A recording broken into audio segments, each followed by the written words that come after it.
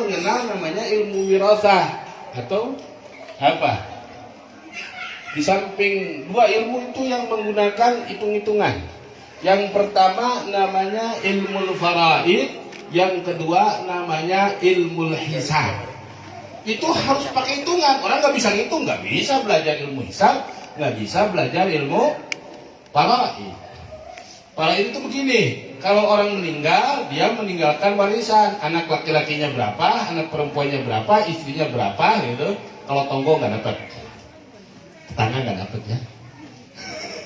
Jadi warisan itu namanya dawil urut, dawil fard. Berapa dia mendapat warisan ketika orang tuanya ini mesti pakai ilmu matematika. Lalu ilmu hisab untuk menentukan jatuhnya awal bulan dan akhir bulan. Di samping ilmu ru'yah, ya, dengan ru'yah dengan melihat bayangan bulan itu bisa juga dengan cara hisab. Nah ini keduanya harus memakai ilmu matematika. Jadi penting ilmu yang mendukung kepada ilmu yang diwajibkan. Tapi terutama yang paling wajib adalah ilmu mengetahui kepada siapa kita mengabdi. Kepada siapa kita mengabdi. Untuk siapa kita mengabdi. Siapa yang memerintahkan kita mengabdi. Ini harus paham. Jangan sampai salah alamat. Nanti ketika kita di akhirat datang, kita minta sama Allah, ya Allah, mana ganjaran puasa saya? Ya Allah, mana ganjaran kebaikan saya? Ya Allah, mana ganjaran majlis ta'lim saya? Ya Allah, mana ganjaran yasinan saya? Ya Allah, mana ganjaran sedekah saya? Ya Allah, mana ganjaran sosial saya? Kata Allah, jangan minta sama saya. Kamu ketika beramal bukan untukku.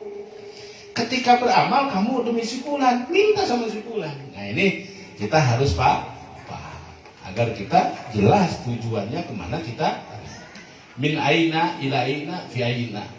Kalau bahasa santrinya, min aina dari mana, ila aina menuju kemana, fi aina di jalan mana kita berada. Ini harus paham.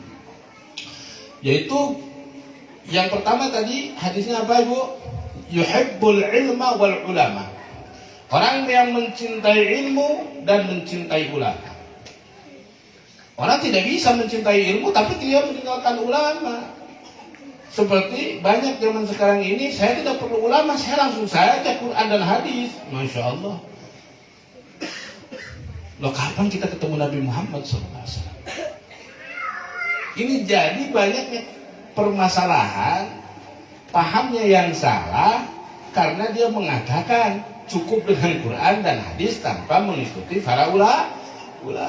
Padahal ulama itu lebih mengetahui tentang hal-hal tersebut, sehingga kita bisa mengikuti beliau-beliau sebagai panutan. Paham ya? Dan nggak ada di Qurannya, nggak ada di hadisnya. Ya memang di Quran dan di hadis memang tidak ada. Contohnya seperti begini, jangan jauh-jauh. Kalau di Quran nggak ada bahasa siapa yang hadir malam Senin. Nah, ngaji nggak ada kan? Nggak ada. Siapa orang yang hadir malam Kamis? Nggak ada. Di Quran itu yang wajib kalau boleh 5 aja. Di hadis pun begitu, tidak dijelaskan seperti itu. Maka kalau hanya Quran dan hadis ini gawat, nantinya akan sempit. Jadi ada orang yang tahu Quran tapi tidak tahu apa penjelasannya, tafsirnya. Nah ini ulama sudah mentafsirkan. Dari Quran ini dan hadis ini nanti akan timbul ilmu yang lain. Ada yang dikatakan ilmu akal, ilmu tauhid, ada atau ilmu kalam, atau nanti ada ilmu fiqih yang berkaitan dengan tata cara beribadah. Nanti juga ada yang mengatur urusan hati biar kita sembuh dari penyakit hati, namanya tasawuf dan lain-lain. Nah ini seperti demikian. Kalau orang belajar Quran hanya begitu saja, tidak memahami rincian-rinciannya, nanti dia linglung. Dibilangin, ini boboko. Tahu boboko nggak? Tahu nggak boboko? Boboko wadah bakatul.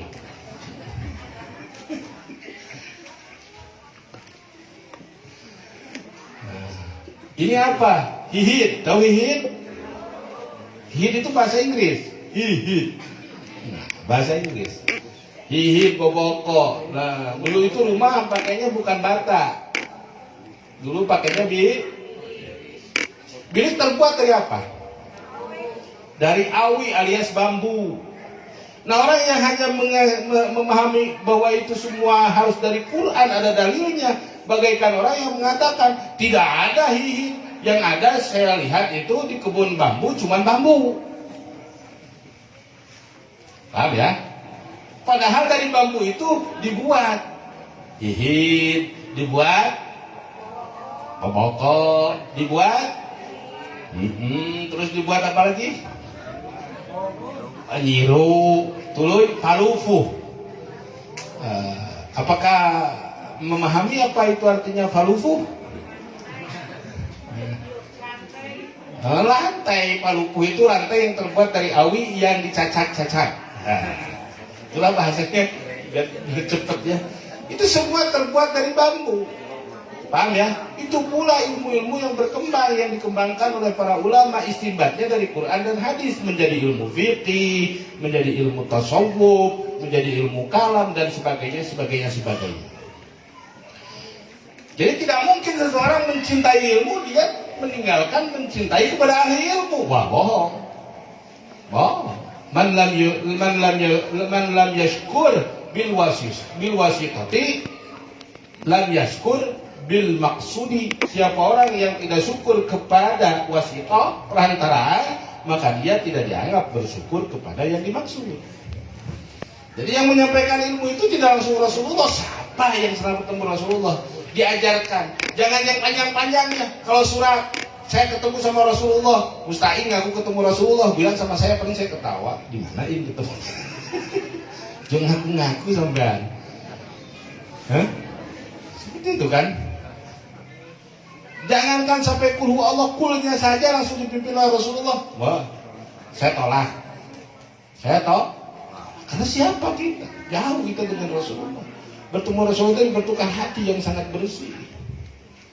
Dan di samping yang lain adalah mahdoh anugerah. Betul-betul anugerah dari Allah. Tidak setiap orang mendapat anugerah kan? Hanya orang-orang pilihan. Jadi tidak mungkin orang bisa mencintai ilmu tanpa dia mencintai al-ulama. Tanpa dia mencintai al-ulama. Masya Allah. Lalu di dalam riwayat yang lain, lafadznya alladzi yahduru majalisal ilmi. Orang yang menghadiri majlis-majlis ilmu. Jadi kalau ada majlis ilmu, jangan pilih-pilih. Selaginya kita itu betul-betul sesuai dengan, maaf ya, kalau tidak sesuai dengan saya, ada yang hati, maaf. Sesuai dengan akidah yang diajarkan oleh guru-guru kita, yaitu Ahlus Sunnah wal Jamaah, hadiri. Kecuali majelis ilmu itu berbeda dengan kita. Contoh, orang yang membolehkan kawin kontrak, jangan ikut kita. Bahaya itu. Kalau ya saya mungkin seneng. Ya sudah dosa. Apa? Pakai dalil lagi. Oh boleh. Kawin kontrak boleh. Saya menikah dengan Anda waktunya 2 jam saja. Dengan mahar 200.000, wah paling seneng. Itu udah salah pakai dalil. Kalau itu jangan diikutin. Terus maaf, orang yang anti kepada ajaran-ajaran yang diajari oleh orang tua kita. Oh, nggak boleh ajar aku, boleh kita jangan ikut-ikut. Bahaya. Lebih baik kalau ajaran kita ngikutin ajaran orang-orang dulu. Jangan ikut yang baru-baru lah. Kalau rumah boleh modelnya baru, bukan istri baru. Saya udah pengen harapnya ke situ. Tidak. Saya tidak membahas itu, ibu-ibu, saya tidak membahas. Dari sorotan pandangannya dia sudah lari bahasanya. Mata itu kan membicarakan sesuatu yang terpendam di dalam hati. Sudah yang lama saja. Yaitu orang yang menghadiri majelis ilmu. Kalau kita tidak hadir, yang rugi kita. Jadi setiap majelis ilmu yang mendekatkan kita, niat taqarrub, menambah ilmu pengetahuan kita, semakin mengisi hikmah dan hati kita agar kita lebih memahami waman huwa ma'bud. Siapa yang harus kita sembah? Itu perintah dan larangannya. ya harus kita pahami, dan itu tidak bisa kecuali ala sabilit ta'allumi, atas jalan belajar. Tidak ada orang langsung alim dilahirkan, mau tidak ada. Atau mau ditransferkan gitu, nggak usah ngaji apa-apalah, diem langsung pindah ilmunya ke otak kita, oh tidak ada. Tidak ada, bahaya kalau begitu ya. Jadi orang yang menghadiri majelis ilmu, nah ini kita termasuk orang yang dicintai oleh Rasulullah, mendapat anugerah dari Allah Subhanahu wa taala, bisa hadir di tempat ini sebagai bukti kita mendapat fadl karunia dari Allah Subhanahu wa taala. Amin ya Allah.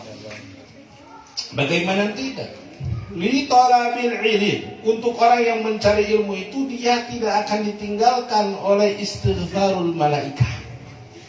Selama kita duduk di majelis ilmu, kita belum bubar dari majelis ilmu, itu malaikat tidak berhenti memohon ampun untuk orang tersebut. Bahkan bukan hanya malaikat, saking kebaikannya orang yang mencari ilmu, hatta al-haut, sehingga apa? Sehingga ikan di lautan ikut memohon ampunan bagi siapa? Ditolabil ilm. Lebih dahsyatnya lagi apa? Kata Allah, wa ghafarallahu qabla ayyahtua. Dia mendapat ampunan Allah sebelum dia melangkah. Sebelum melangkah aja udah dapat ampunan. Bagaimana kalau melangkahnya nggak jadi? Ya nggak jadi dapat ampunannya. Nggak jadi. Jadi sebelum melangkah, lagi kalau sudah melangkah, di setiap napas, setiap duduk, setiap kelingan mata, setiap gerak tubuh seseorang yang hadir di majelis ilmu, maka dia itu di dalam apa? Rahmat Allah. Di dalam rahmat Allah. Bayangkan saja, mudarasahnya itu sama dengan jihad. Sama dengan jihad. Loh, kita ini sedang berjihad. Jihad yang paling tinggi itu apa? Menghilangkan kebodohan. Karena tidak ada satu maksiat yang lebih besar kecuali Allah disembah dengan kebodohan. Jadi kita jangan menyembah Allah dengan keadaan bodoh. Yang repot, nggak ngajinya itu bukan karena bodoh, tapi karena sudah merasa pintar. Ini yang paling bahaya. Ini yang paling bahaya. Jangan ya. Nah.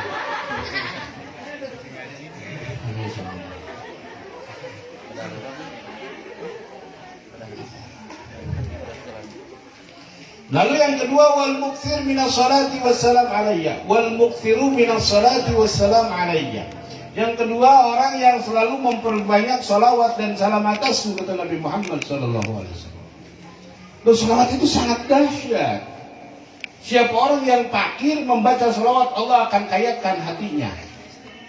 Akan kayakan Siapa orang yang bebal pikirannya di dalam mencari ilmu, lalu dia membaca salawat yang banyak, maka Allah akan permudah jalan dia memahami ilmu.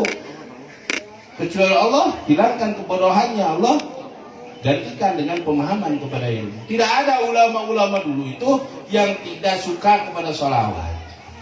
Simbah-simbah yai dulu itu rata-rata amalannya itu salawat. Sebab salawat itu apa?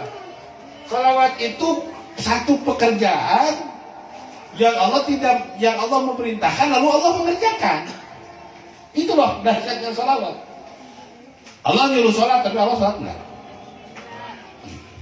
Jawabannya jangan enggak, boten sumerep, wallahu a'lam. Gitu aja. Jangan sotak. Allah boten puasa. Cuma kita yang disuruh puasa, disuruh zakat, disuruh haji kan. Tetapi kalau salawat, Allah sendiri yang langsung memberikan contoh. Innallaha wa malaikatahu yusalluna 'alan nabi. Sesungguhnya Allah dan para malaikat berselawat atas Nabi. Jadi kalau kita berselawat berarti kita mengikuti Allah. Karena Allah yang mencontohkan kita berselawat.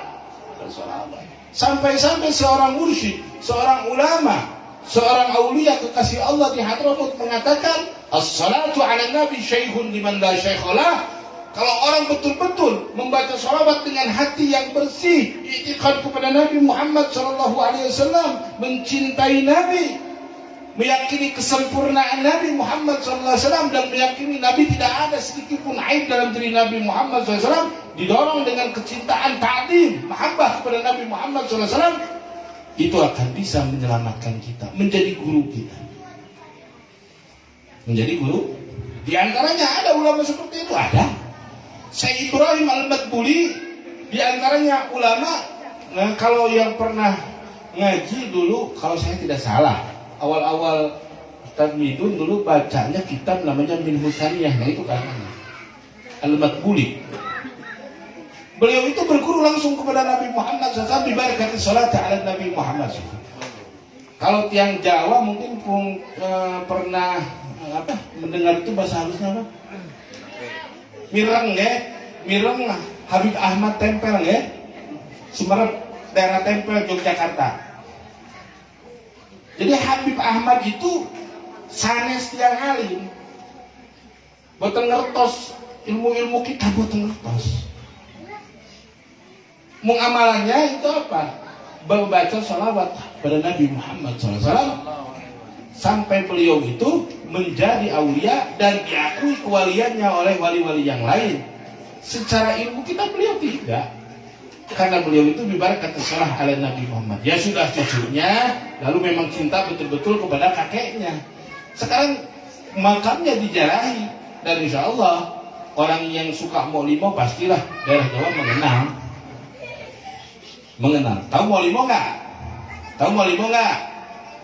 Marhabaan, manakiban, mauidotan, mangan, moleh.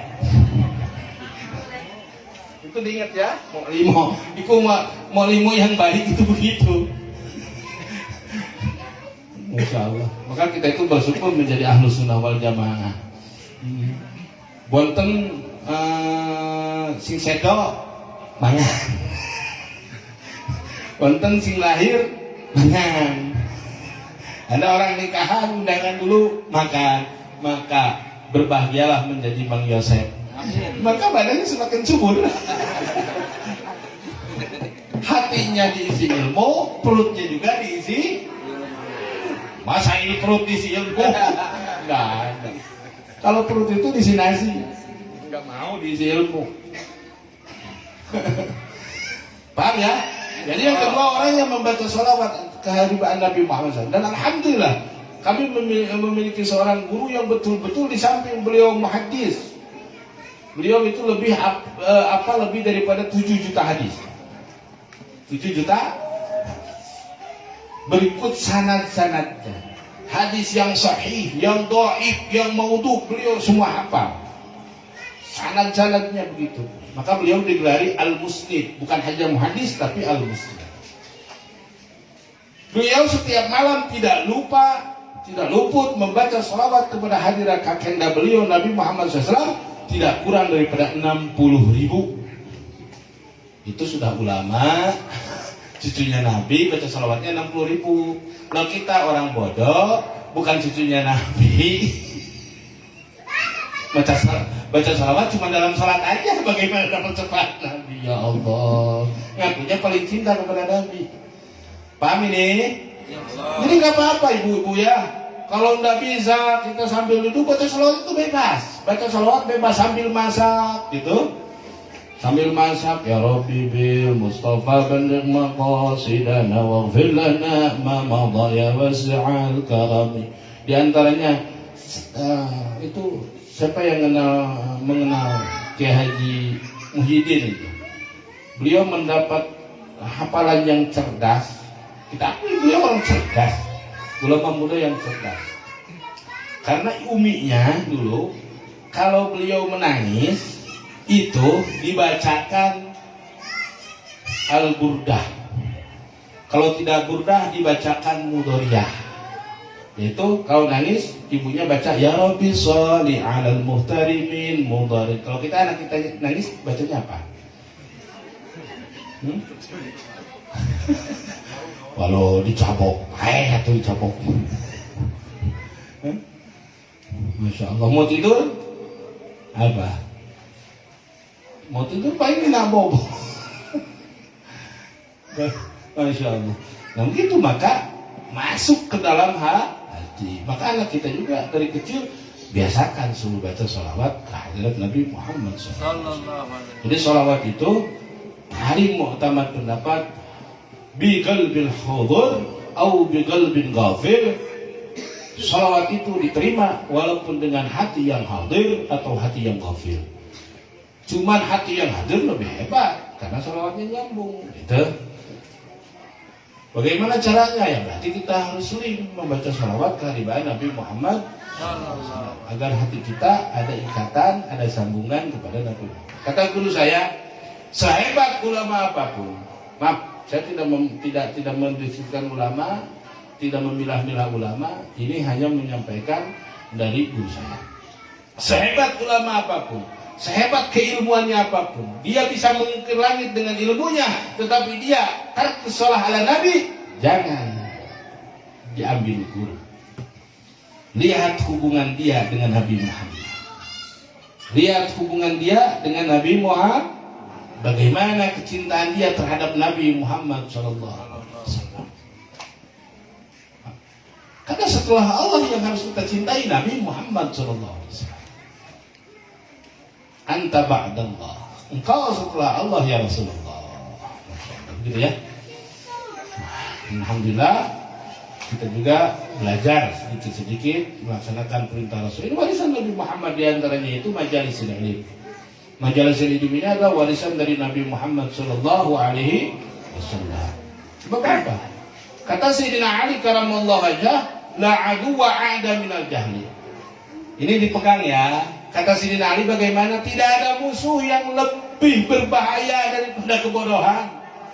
Ini yang bicara mantunya Rasulullah, khalifah keempat umat Islam, dan beliau juga terkenal dengan nama Babul Ilmi, pintunya ilmu.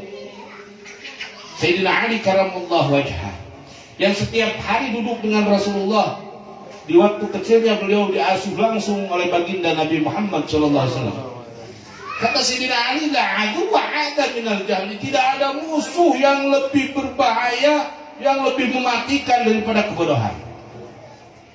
Pak? Wal mar'u adu ma jahila.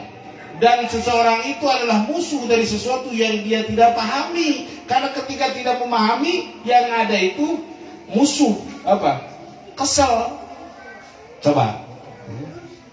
Mantu, ada mertua kata mertua, tolong dong bikinin bolu. Nggak bisa bikin bolu, kesel nggak?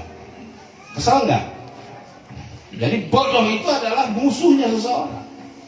Manusia itu musuhnya kebodohan. Yang paling berbahaya itu orang bodoh tidak merasa bodoh. Orang bodoh tidak merasa bodoh. Wah, ini berbahaya sekali. Ya. Sebab apa?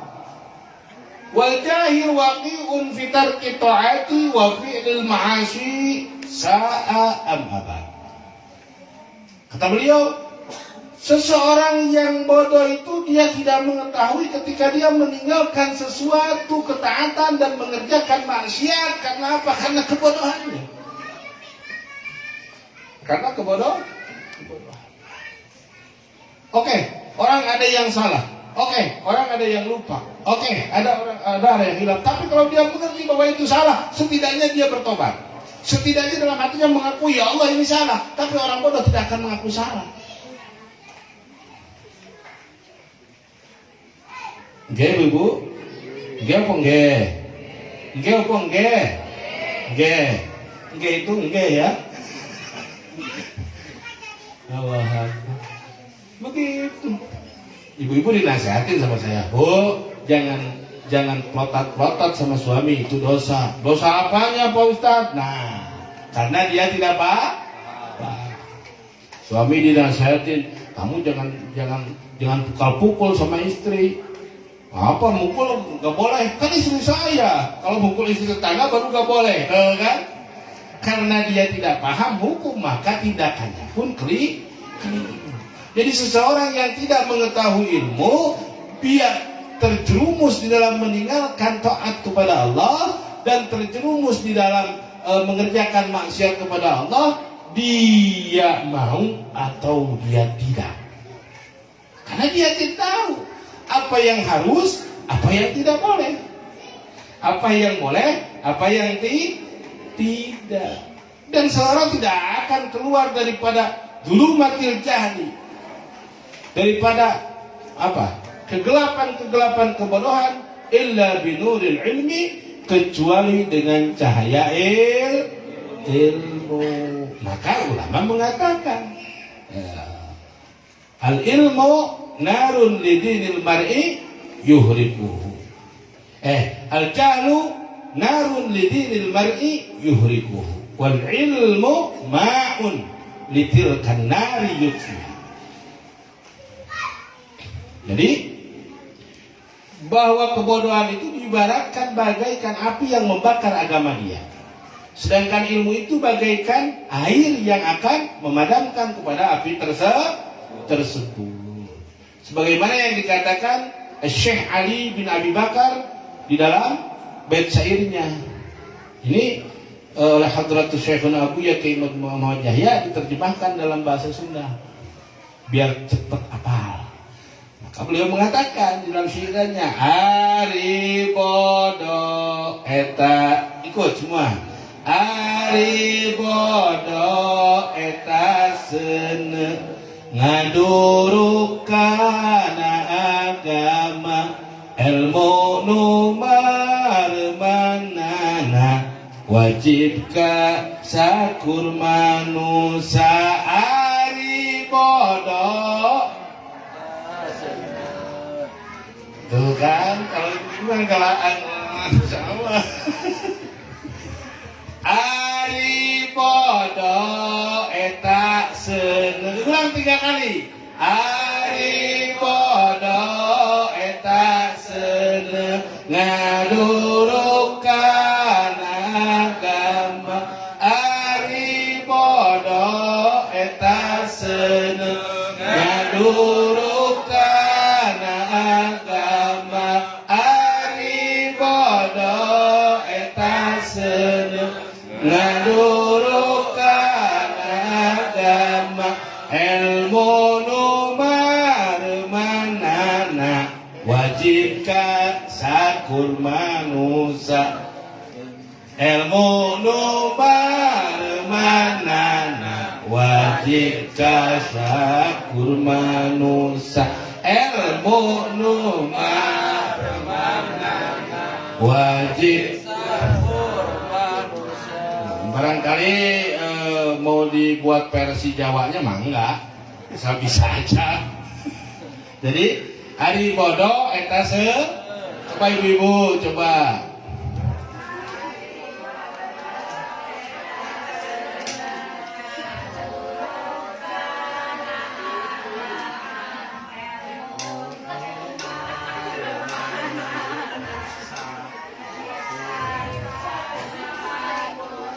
Wah, belum kompak. Coba laki-laki. Ari bodo eta seneng ngurukan agama.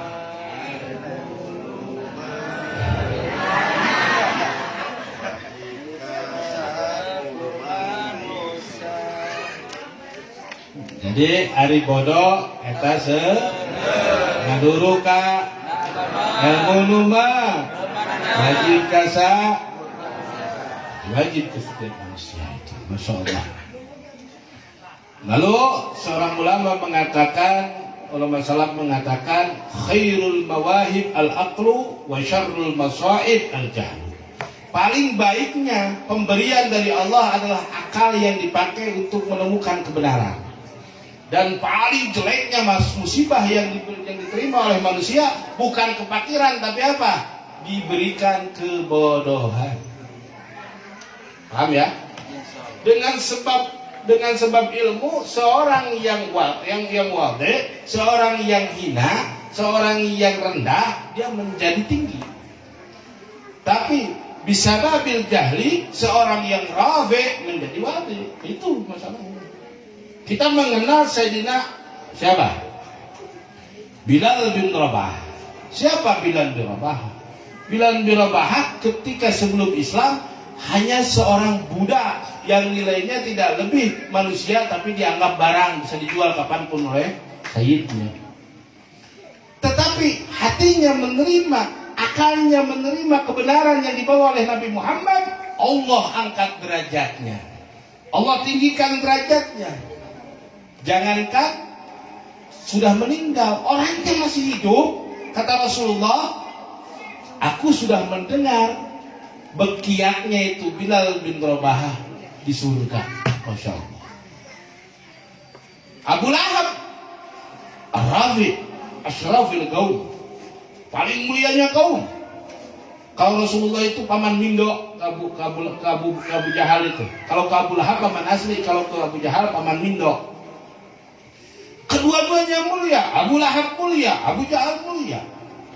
Wajahnya tampan rupawan, fisiknya, wah, gagah, tidak ada yang loyal, tidak ada, semuanya tampan semuanya, sangat dihormati oleh manusia ketika itu. Tapi karena dia diberi musibah bodoh oleh Allah Subhanahu Wa Taala dan dia tidak menerima, akalnya tidak menerima kebenaran yang dibawa oleh Nabi Muhammad SAW, akhirnya hina dina sampai diabadikan dalam Quran keduanya.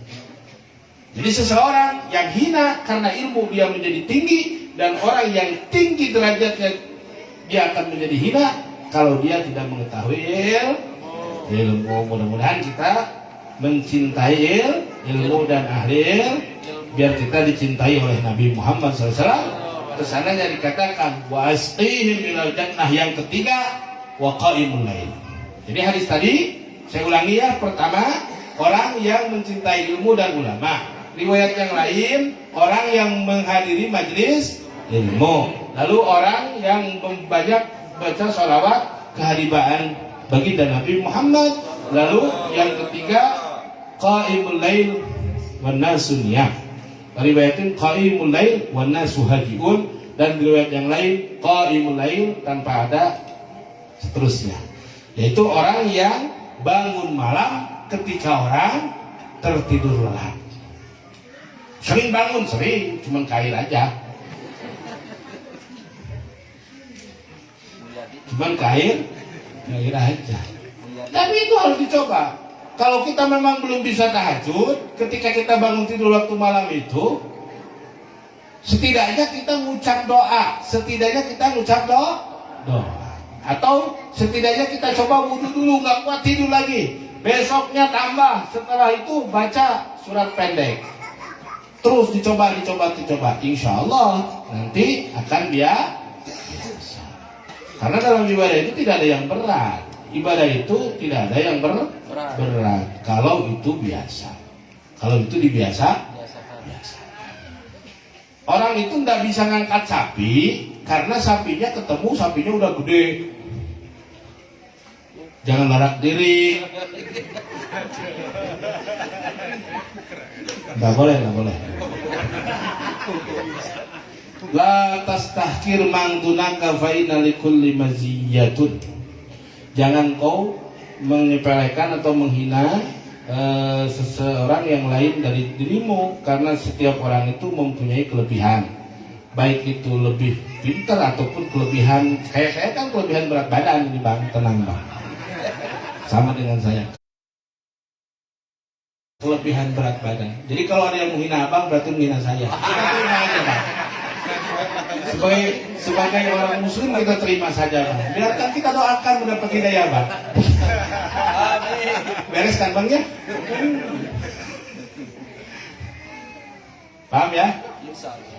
Lalu selanjutnya tabarukan bil Imam Al-Ghazali, kita kepada pembahasan kitab yang biasa kita kaji. Ini mau hampir tamat, nggak tahu kalau sudah tamat asayana ini majelis taklim ini mau motong sapi atau apa, nggak tahu. Saya serahkan semuanya kepada Mas Ri. Selanjutnya berkata Imam Al-Ghazali rahimallahu wa rahiman Ustaz Imam Al-Hafidh Al-Muslim Al-Qutub Dr. Sayyidina wa Maulana Al-Habib Abdullah bin Abdul Qadir bin Ahmad bin Baqi wa walidi samatul Ustaz Imam Al-Habib Al-Qutub Sayyidina wa Maulana Al-Habib Abdul Qadir bin Ahmad bin Baqi wa an Syekhi Abu Yahya Muhammad Yahya wa an jami'i masyayikhina wa mu'allimina wa masyayikhi musalsalina ila nabiyyina Muhammadin sallallahu alaihi wasallam wa nafa'ana bi ulumihim fid dharain fid dunya wal akhirah amin ya Allah ya rabbal alamin. Selanjutnya Imam Ghazali mengatakan mensitir satu hadis yang dibawakan oleh Nabi Muhammad SAW. Qala Nabi SAW, bersabda Nabi Muhammad SAW, hubbud dunya ra'su kulli khati'atin. Kata Nabi, cinta akan dunia adalah pangkal dari setiap kesalahan. Cinta kepada dunia pangkal daripada segala kesalahan. Paham ya? Wa ma'ahada, dan beserta ini fadunya, maka bahwa dunia itu mazra'atun lil akhirati, adalah tempat menanam untuk akhirat. Nanti ya, belum selesai pembahasannya. Paman akhada minat dunya biqadri darurah, maka barang siapa orang yang mengambil dari bagiannya dunia dengan sekadar darurah, kebutuhan yang tidak bisa dia hindari, wa yasta'inu biha 'alal akhirah, dan dia menjadikan sebab pertolongan dengan dunia itu dijadikan untuk menolong dengan dunia tersebut atas kebaikan akhirat, padunya mazra'atuh, maka dunia tempat dia menanamnya. Wa man arada dunya, dan barang siapa yang berkehendak kepada dunia liyatana'uma, agar dia bernikmat-nikmat, berleha-leha biha dengan dunia tersebut, padunya muhlikatuhu, maka dunia akan menghancurkan kepada dia. Fahadi nubdatun yasirah min dhahiri ilmi taqwa, dan ini yang kami terangkan. Jadi dari kitab ini menjelang akhir, yang insya Allah dari awal sampai akhir kita lupa semua, tapi lumayanlah pernah kita baca ya. Jadi bahwa ini penerangan yang diterangkan oleh Al-Imam Al-Ghazali rahimahullah adalah hanya sebagian kecil daripada nampaknya ilmu taqwa, wahia bidayatul hidayah, dan dia diberi nama bidayatul hidayah, permulaan daripada mendapat hidayah.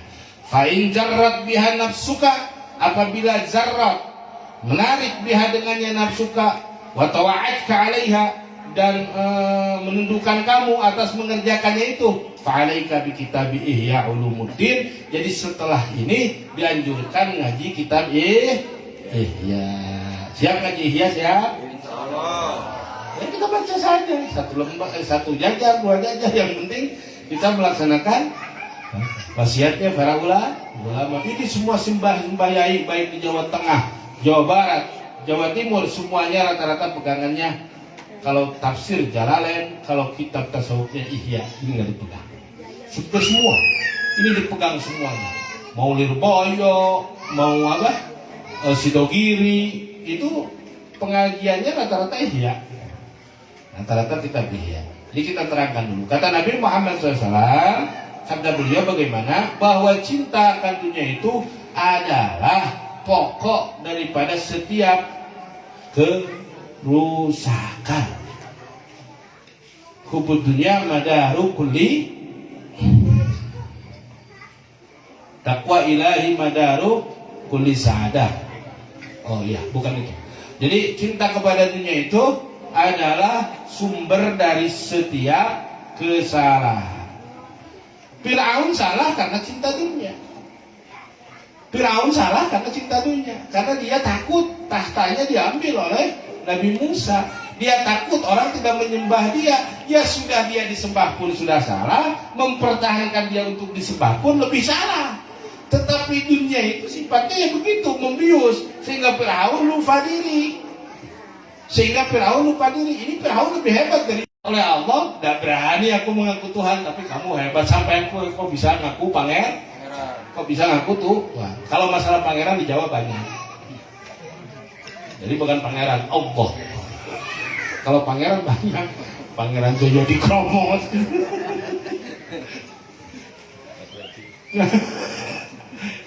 Masyaallah. Paham ya? Nah, Jadi seseorang itu dengan sebab kecintaannya kepada dunia, hatinya tertutup. Di antaranya dunia itu apa?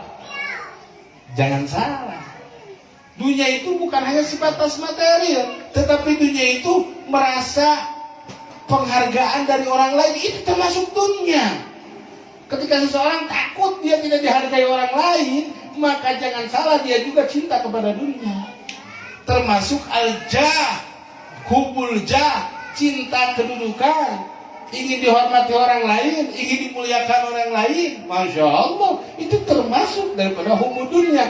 Ketika dia sudah ingin dicintai orang-orang lain, lalu dia kerjaannya akan menyalahkan orang lain. Nah, ini orang mengancam ini. Gawat kalau biarkan, pengaruh saya bisa habis di Republik Mimpi ini. Makanya dia bikin apa? Bikin fitnah. Akhirnya orangnya dipitnah itu, dipitnah ini, agar dia pengaruhnya tidak jatuh dan diambil dan pengaruhnya tidak berpindah kepada orang yang dia takutkan tersebut. Masya Allah. Hubud dunia. Di antaranya apa? Hubud dunia, yaitu ketika kita cinta kepada sesuatu, dari sesuatu itu melupakan dia kepada Allah. Kita cinta sama istri, itu kelonan aja, lupa sholat, lupa apa, Masya Allah. Giliran nikah lagi bilang sunnah. Nah ini kan kurang ajar. Giliran menikah lagi bilang sunnah. Istrinya tidak dididik dengan pendidikan yang dianjurkan oleh agama. Anaknya tidak dididik dengan sesuatu yang dianjurkan oleh agama. Ini kan penistaan. Penistaan. Jadi ngejual agama itu hanya sesuatu ketika dia memerlukan dalil itu untuk membenarkan dia, bukan untuk kebenaran, tapi untuk membenarkan dia agar nggak disalahkan. Lalu selanjutnya, kalau dipanjangin menjadi panjang keterangannya, kita singkat saja.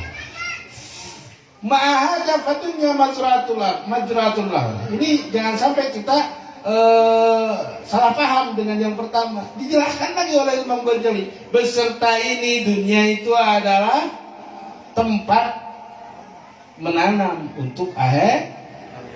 Kalau menanam pasti ada yang ditanam. Nah, artinya ketika seseorang bisa dia menguasai dunianya, dia bisa mengatur dunianya, dia mempunyai dunia, dan dunianya dipakai sebabiah dia untuk mencapai akhirat, maka itu rupanya bukan dunia, tapi itu akhirat. Paham ya? Jadi jangan sampai salah paham, ini tasawuf salah. Jadi orang Islam itu tidak boleh kaya, bajunya tidak boleh bagus, bajunya akhirnya ini udah keriting-keriting gitu. Sarung ke masjid, sarungnya udah keriting-keriting kayak di rebonding. Orang lain bau minyak wangi, ini nggak bisa beli apa? Nggak bisa beli susur. Awas ya, bukan susu, susur. Nanti kayak kasus si kakek salah denger. Jadi susur.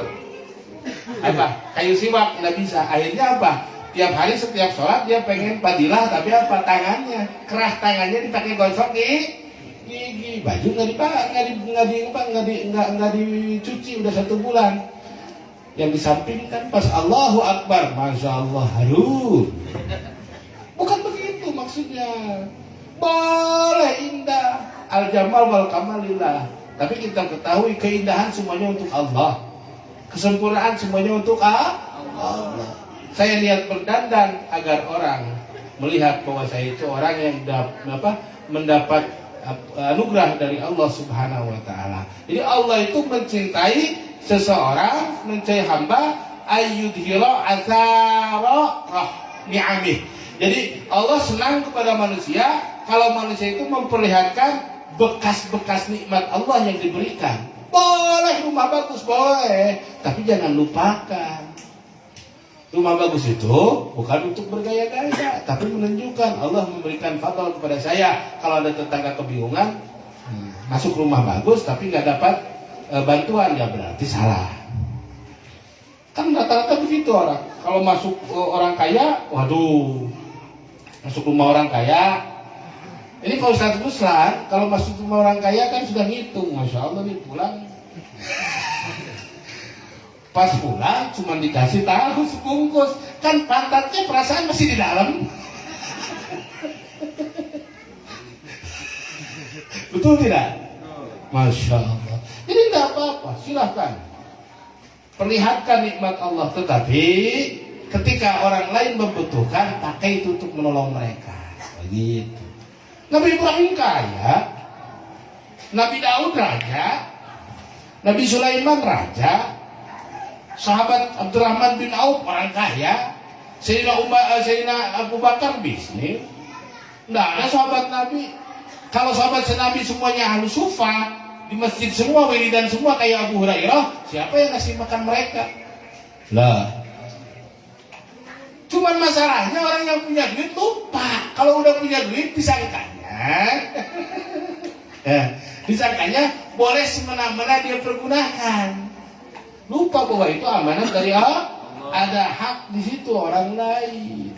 Ada hak Allah di situ. Allah titipkan asnaf-asnaf yang telah dikatakan. Jangan lupa fakir, jangan lupa miskin.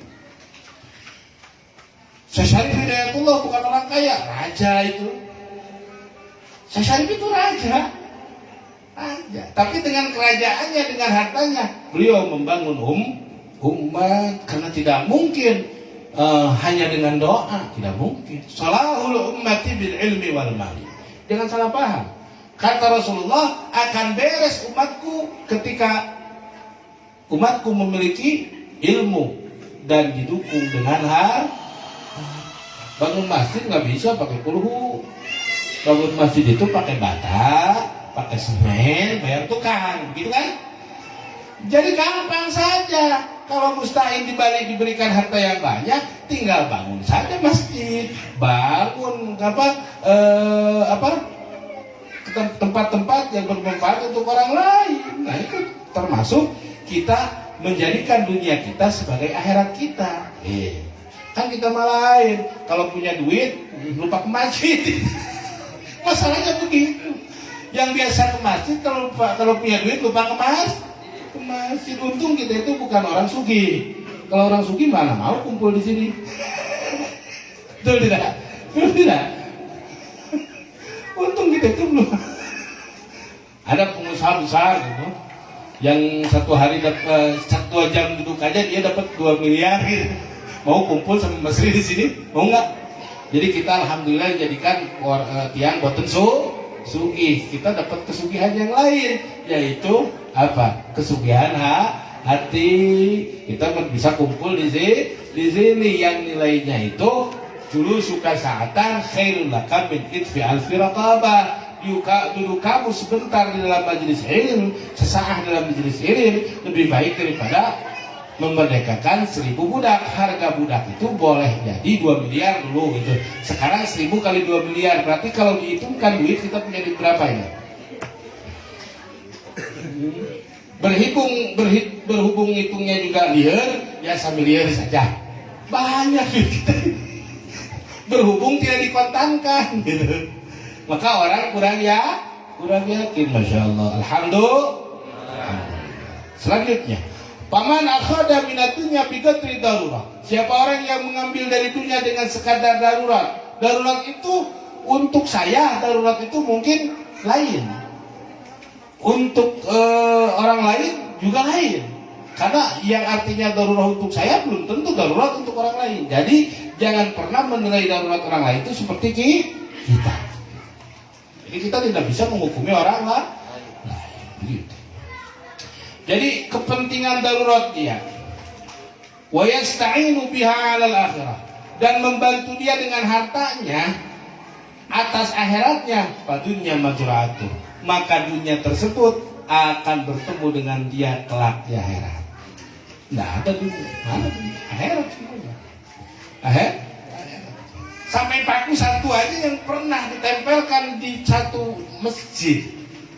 Yang masjid itu dipakai untuk menyembah Allah, tapi dengan syarat niat ikhlas. Itu paku kelak di akhirat ngalangin orang tersebut masuk neraka. Kata malaikat, minggir kamu paku. Enggak. Ini kata paku, saya jariahnya orang ini. Allah. Jadi dunia itu jadi kebaikan kalau dipakai akhirat. Jadi dunia itu kebaikan kalau dipakai akhirat. Paman arada dunia liyatana'um, ini yang bahaya.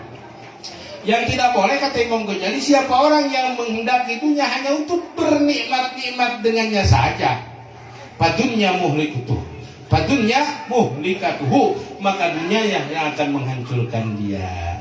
Sebab ketika kelak kita bertemu dengan Allah, akan ditanya, di antara pertanyaannya itu 4. Yang satu, an malihi, dari harta orang tersebut, min aina iktasaba wa laina anfaqa, dari mana dia cari itu harta, kemana itu perginya harta. Jangankan miliaran, 5 perak, 5 rupiah, itu akan menjadi pertanggungan kita kelak di depan Allah Subhanahu wa ta'ala. Makanya Sayyidina Abdurrahman bingung. Kata Nabi, Abdurrahman, kamu masuk surganya terakhir ya. Kenapa? Harta kamu banyak. Jadi Sayyidina Abdurrahman bin Auf masuk surganya telat setengah hari. Kata keterangan telat setengah hari, ukuran akhirat 500 tahun. Orang sudah masuk surga, beliau masih hitung-hitung sama malaikat. Masih berhitung. Jadi jadikan harta kita itu yang pertama sebagai apa? Sebagai tanaman kita untuk untuk menolong kita kepada. Kalau semua orang tidak punya harta lah, bagaimana mau berjalan? Bagaimana mau berjalan kehidupan? Sedekah itu kan harus ada yang diberikan. Hah? Kalau semuanya nggak punya, berarti ngasih doa. Saya doakan yang sabar ya. Kata yang didoakan, Pak, saya udah lebih sabar. Sudah 3 hari nggak makan. Kata yang doakan, kamu baru 3 hari, saya sudah 3 bulan. Kan tetap harus ada yang diberikan. Sedekah jariyah pun begitu.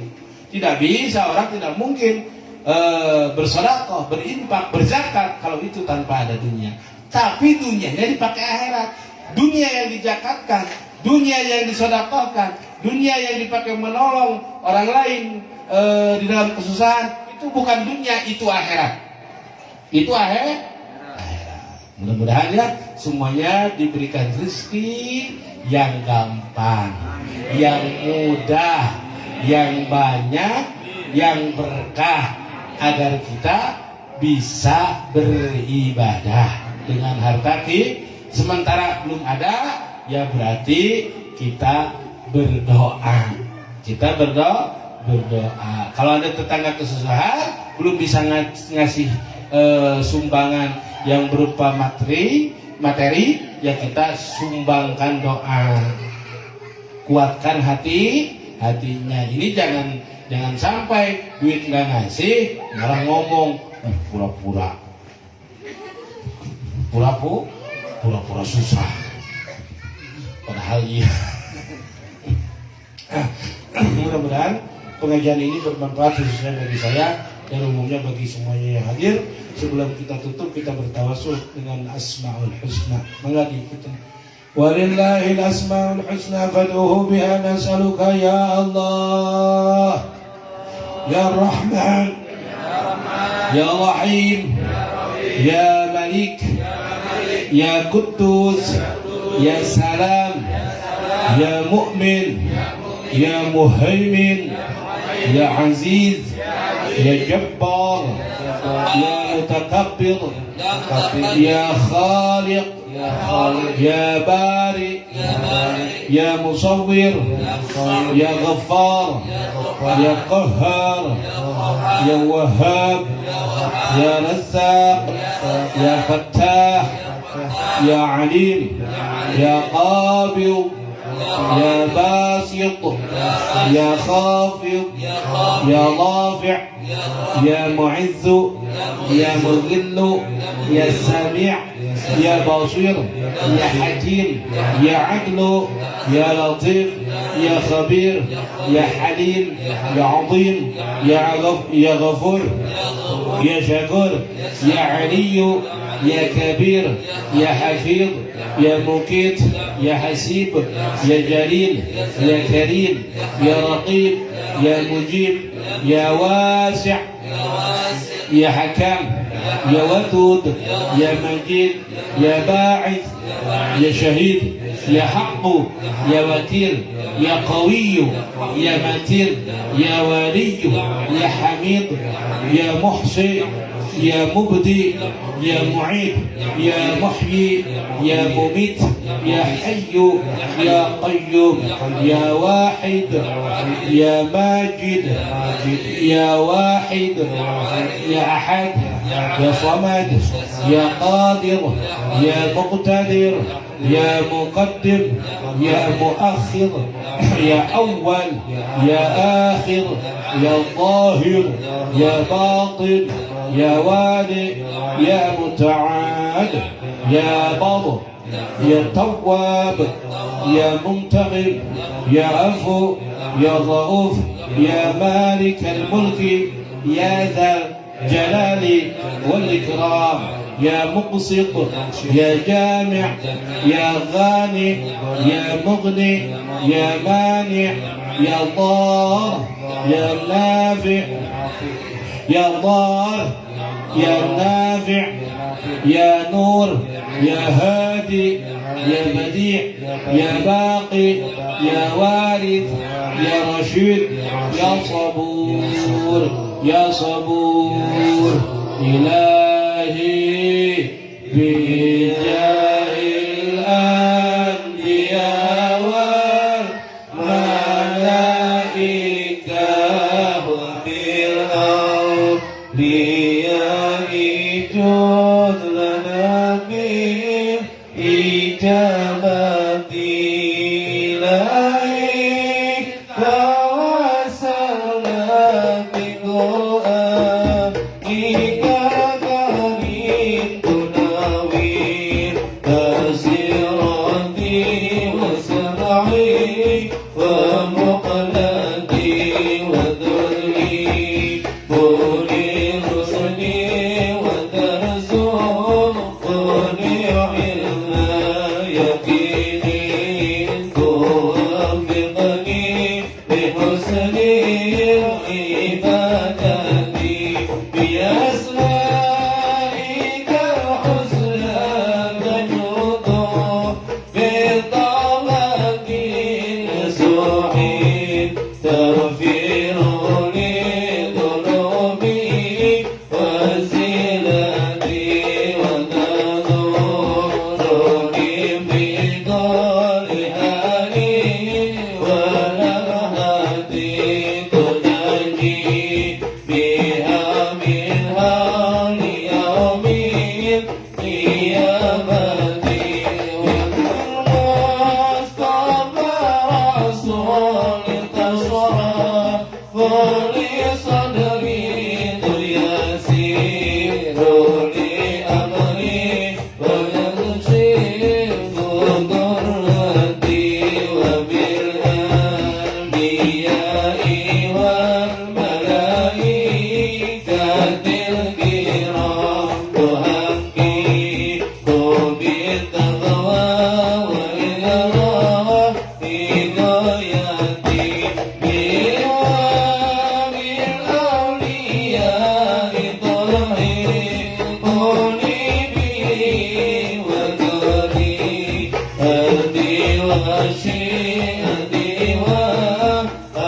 وأشرتي وتزريق عني كل شهيد بحقي وشعرا لذي الشهر من زين وجنتي بفضلك بشرني بحسني خاتمين وبرحمة الغرب بداري إقامتي عليه من المولى صلاة وتسليم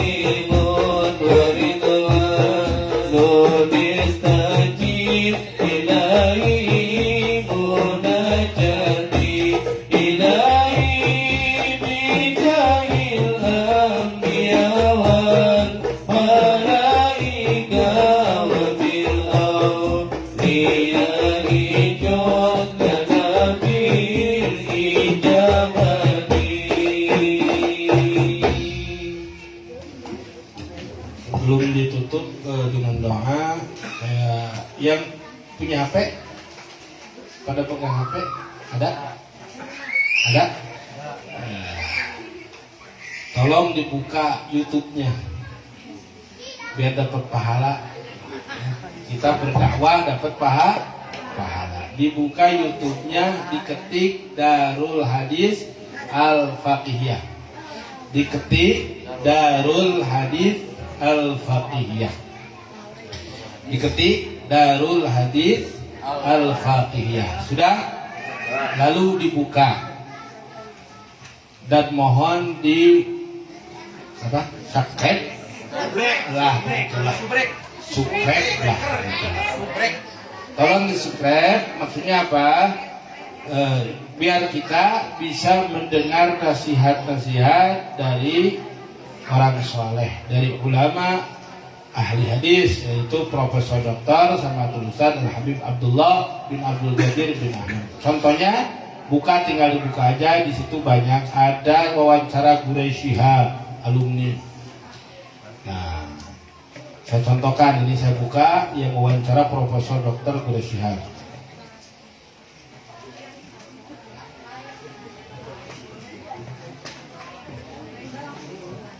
Ada ya? Ibu-ibu daripada baca yang lain-lain lebih baik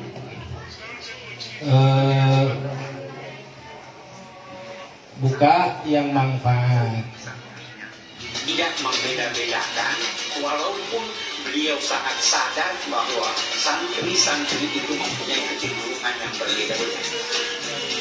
Beliau sangat tulus, dan saya kira ini rahasia dari suksesnya kiai-kiai dan santri-santri, hubungan yang sangat akrab dengan kiainya, sehingga kalau saya bisa bercerita sampai sekarang usia saya yang sudah 50 tahun tambah sekian minggu, sekian tahun hidup kan bisa jadi dalam seminggu. Itu hubungan itu masih tetap ada, sehingga kalau saya kesulitan tidak jarang saya memimpikan. Jadi yang barusan itu Profesor Dr. Quraish Shihab sedang menerangkan bahwa beliau 13 tahun ada di Mesir dan 2 tahun di Darul Hadis. Sebelumnya beliau di Tariki, tetap Darul Hadis tapi di luar. Kata beliau 2 tahun di Darul Hadis itu lebih berkenan, lebih terkenang, lebih mempengaruhi beliau daripada selama 13 tahun berada di Kairo di Al-Azhar Mesir. Sampai ketika beliau ada masalah-masalah yang sulit untuk dipecahkan, beliau bermimpi dengan gurunya Al-Ustaz Imam Al-Habib Al-Habib Abdul Qadir bin Ahmad. Nah, ini jadi penting ya kita mendengarkan nasihat-nasihat orang-orang wali-wali itu agar hati kita menjadi hati yang lembut. Ya. Lalu ini satu lagi.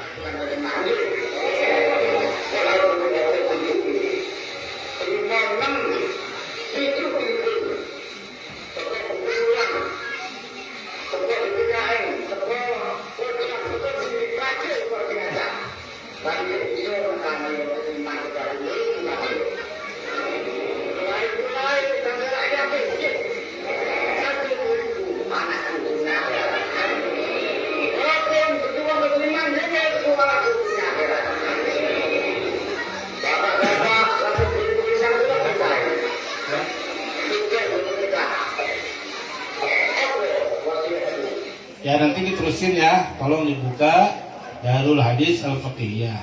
Kalau buka-buka YouTube daripada sesuatu yang bermanfaat, lebih baik kita pakai media untuk belajar. Di antaranya obatnya hati kita yaitu mendengarkan, berkumpul dengan orang-orang soleh. Di antaranya berkumpul dengan orang soleh, mengambil ilmu-ilmu mereka, walaupun mereka sudah tidak ada. Di sini juga ada nasihat-nasihat dari putra-putra beliau, Sayyid Abdul Qadir seperti Sayyid Muhammad, seperti Sayyid Abdul Rahman dan ulama-ulama yang lain. Mudah-mudahan itu menjadi sebabiah amal kita di dalam berdakwah. Karena dakwah itu tanpa wilayah. Dakwah itu tidak ada wilayah. Dakwah itu untuk semua umat Islam. Oh, saya itu bukan di Darul Hadis. Insya Allah ya. Bukan saya sombong. Saya pernah di Darul Hadis dan mudah-mudahan panjenengan semua juga termasuk daripada setidak-tidaknya tasalsul kepada kedua beliau. Bagaikan kalau di dalam rangkaian yang satu mudah-mudahan nyambung kepada beliau radhiyallahu ta'ala, berkumpul beserta beliau kelak di akhirat. Amin ya Allah ya rabbal alamin. Allahumma ij'al jam'ana hada jam'an marhuma wa tafarraqana min ba'dihi tafarraqan ma'suman maghfura. Allahumma la ta'dadna bi maqamina hada ahadan damban ila ghafartah wa la 'aiban ila satartah wa la hamman ila farajtah wa la hajatan min hawa'i dunya ila qadaita wa yassartaha ya rabbal alamin wa la maridan ila syafaitah. Ya Allah, jangan Engkau biarkan salah satu di antara kami yang memiliki dosa kecuali dosa-dosa kami Engkau ampunkan. Amin ya Allah. Jangan Engkau biarkan di tempat ini, di perkumpulan ini, daripada kami memiliki dosa ya Allah, baik disengaja ataupun tidak disengaja, zahir ataupun batin, kecuali Engkau ampuni dosa-dosa kami ya Allah. Ampuni dosa-dosa kami, kedua orang tua kami, guru-guru kami, dan orang-orang yang kami cintai ya Allah ya Rabbal alamin. Wala tanabbi'an dambaila wala 'aiban ila satarta ya Rabb. Tutuplah aib kami ya Allah. Tutuplah aib kami rapat-rapat ya Allah, sehingga orang lain tidak mengetahui aib kami ya Allah. Ya Allah, tutuplah aib kami ya Allah. Karena aib kami itu adalah banyak ya Allah. Dan aib kami tidak berbau. Seandainya aib kami berbau ya Allah, mungkin orang lain tidak mau berdekatan dengan kami saking baunya aib tersebut ya Allah. Tapi dengan fadl-Mu, dengan karunia-Mu, Engkau tutup aib kami ya Allah. Tutup rapat-rapat aib kami ya Allah. Wala hamman ila farajta ya Rabb. Tidak ada kegundahan hati kecuali Engkau hilangkan kegundahan tersebut, Engkau gantikan dengan sukacita ya Rabb. Wala maridan ila syafaitah ya Allah. Tidaklah yang sakit kecuali Engkau sembuhkan. Wala maridan ila syafaitah wala hajatan ya Rabb. Dan tidak ada hajat baik dunia atau akhirat kecuali Engkau qadaita. Engkau laksanakan hajat kami. Wa yassarta. Engkau mudahkan hajat kami ya Rabb. Ya Rabb, mudah-mudahan kelak ketika nyawa kami lepas dari raga kami bisa mengucapkan kalimatut tauhid, kalimatun najah, kalimatun miftahil jannah, membawa iman di dalam dada-dada kami ya Rabb. Lisan kami basah mengingat kepadamu ya Rabb dengan mengucapkan la ilaha illallah, la ilaha illallah, la ilaha illallah. Allahumma ahyina 'alaiha wa amitna 'alaiha ghairu dhalin wa la mudillin wa la mudhirin wa la mubadilin wa anta hasbuna wa ni'mal wakil, ni'mal maula wa ni'mal nasir. Wa sallallahu ala sayyidina wa habibina wa syafi'ina wa qurrati a'yunina Muhammad wa akhiru da'wana alhamdulillahi rabbil alamin bil qabul. Al-Fatihah.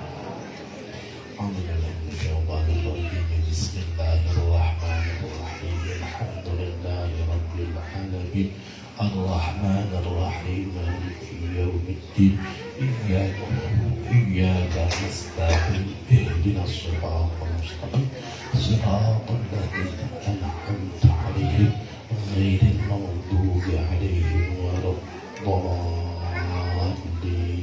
آمين. هدى الله وإياكم والسلام عليكم ورحمة الله وبركاته.